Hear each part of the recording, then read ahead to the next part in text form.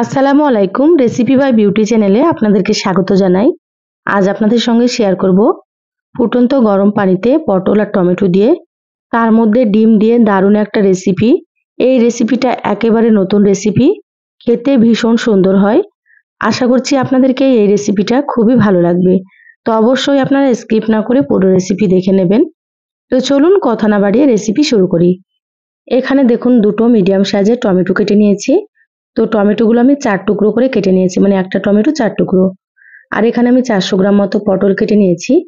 তো পটলের খোসাগুলোকে ছাড়িয়ে নিয়েছি, তারপরে 2 টুকরো করে কেটে নিয়েছি। খুব ভালোভাবে এগুলোকে ধুয়ে পরিষ্কার করে তারপরে পানিটাকে ঝরিয়ে নিয়েছি। এবার গ্যাস অন করে ফ্রাই প্যান দিয়ে দিলাম। ফ্রাই প্যানে দিয়ে দিলাম 1 কাপ পরিমাণে পানি। এবার পানির মধ্যে দিয়ে দিচ্ছি হাফ চা চামচ লবণ। এবার লবণটাকে নেড়েচেড়ে খুব ভালোভাবে মিশিয়ে নেব।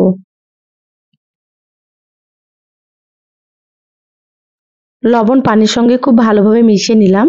এবার আমি এখানে কেটে রাখা পটলগুলো দিয়ে দিচ্ছি।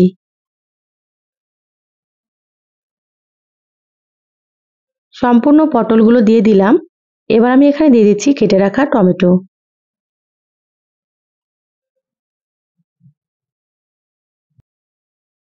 সম্পূর্ণ টমেটোগুলো দিয়ে দিলাম।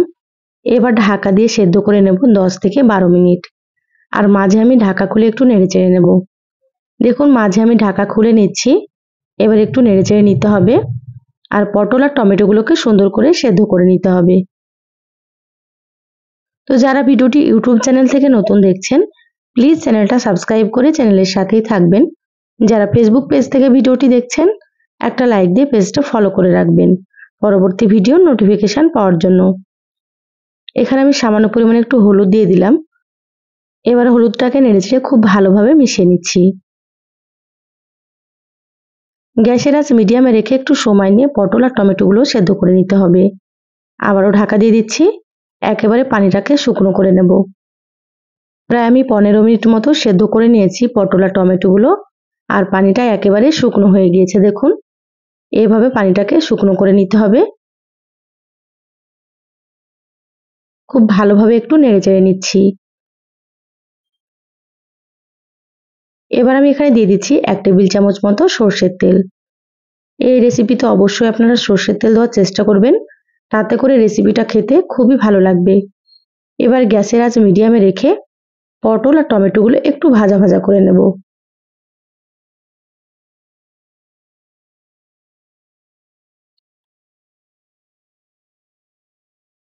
পটল আর টমেটোগুলো হালকা ভাজা ভাজা হয়ে গিয়েছে। এবার আমি এখানে টমেটোগুলো তুলে নিচ্ছি। এইভাবে টমেটোগুলোকে তুলে নিতে হবে।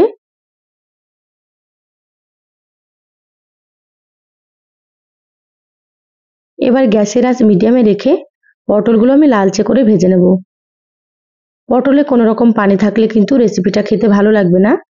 একেবারে পানি শুকনো করে নিতে হবে আর সুন্দর করে ভাজা ভাজা করে নিতে হবে। দেখুন পটলগুলো লালচে করে ভাজা হয়ে গিয়েছে। কালারটা দেখুন কতটা সুন্দর হয়েছে। এইভাবে পটলগুলোকে আপনারা ভেজে নেবেন। এবার আমি পটলগুলো প্লেটে তুলে নিচ্ছি। আমার চ্যানেলে আরো অনেক রেসিপি আছে, চাইলে আপনারা রেসিপিগুলো দেখে নিতে পারেন। আমি সব সময় ঘরে থাকা উপকরণ দিয়ে নতুন রেসিপি দেখানোর চেষ্টা করি। রেসিপিগুলো খেতে খুবই ভালো লাগে। আপনারাও একবার রান্না করে খেয়ে কমেন্ট করে জানাবেন আপনাদেরকে কেমন লেগেছে। পটলগুলো তুলে প্লেটে রেখে দিলাম। এবার ওই ফ্রাই প্যানে দিয়ে দিচ্ছি এখানে 2টো ডিম। এখানে আমি কোনো রকম তেল দিচ্ছি না। পটল ভাজার পরে একটু তেল ছিল, সেই তেলে আমি ডিম দুটো দিয়ে দিলাম। এবার দিয়ে দিচ্ছি সামান্য একটু লবণ। ডিমগুলো ঝুরি করে ভেজে নেব। এইভাবে নেড়েচেড়ে একটু ভেজে নিতে হবে।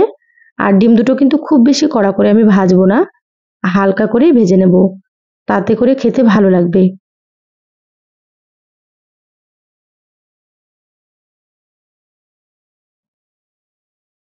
স্প্যাচুলার দিয়ে এইভাবে করে ডিমগুলোকে একটু ছোট ছোট করে নিচ্ছি, তাতে করে রেসিপিটা খুবই সুন্দর হবে।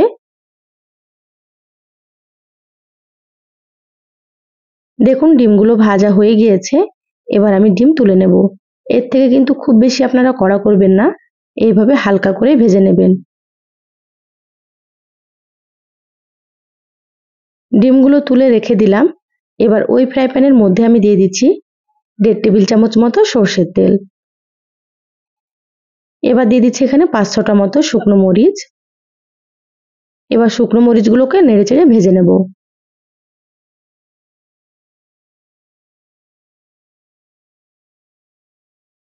দেখুন শুকনো মরিচগুলো ভাজা হয়ে গিয়েছে, এবার আমি তুলে নিচ্ছি।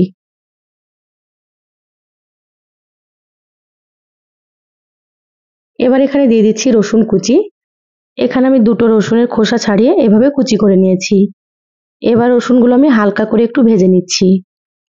রসুন দিলে রেসিপিটা খেতে খুবই ভালো লাগবে, অবশ্যই আপনারা কিন্তু রসুন দিয়ে দেবেন। রসুনগুলো ভাজা হয়ে গিয়েছে, এবার আমি এখানে দিয়ে দিচ্ছি পেঁয়াজ কুচি। তো এখানে বড় সাইজের একটা পেঁয়াজ কুচি করে নিয়েছি। এবার একসঙ্গে রসুন আর পেঁয়াজ লালচে করে ভেজে নেব। এ পর্যায়ে আমি গ্যাসের আঁচটা মিডিয়ামে রেখেছি। মিডিয়ামে রেখে একটু সময় নিয়ে ভেজে নিতে হবে।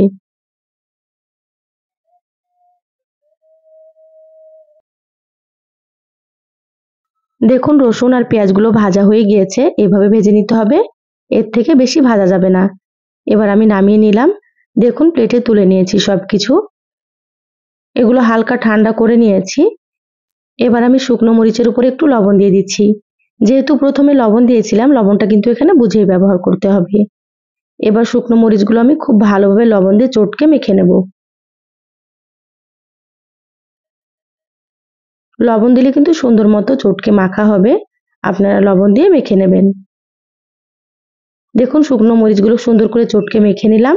এবার আমি পটলগুলোকে এভাবে হাত দিয়ে ম্যাশ করে নিচ্ছি।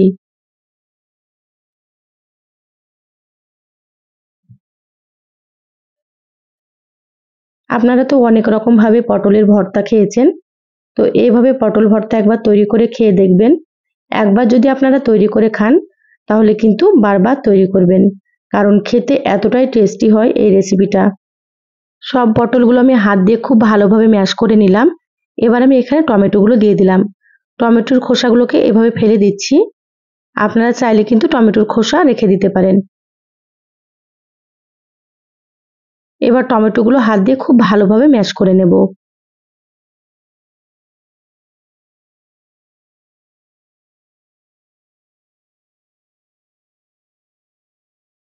টমেটোগুলো আমি সুন্দর করে ম্যাশ করে নিয়েছি। এবার আমি এখানে ভেজে রাখা ডিমগুলো দিয়ে দিলাম।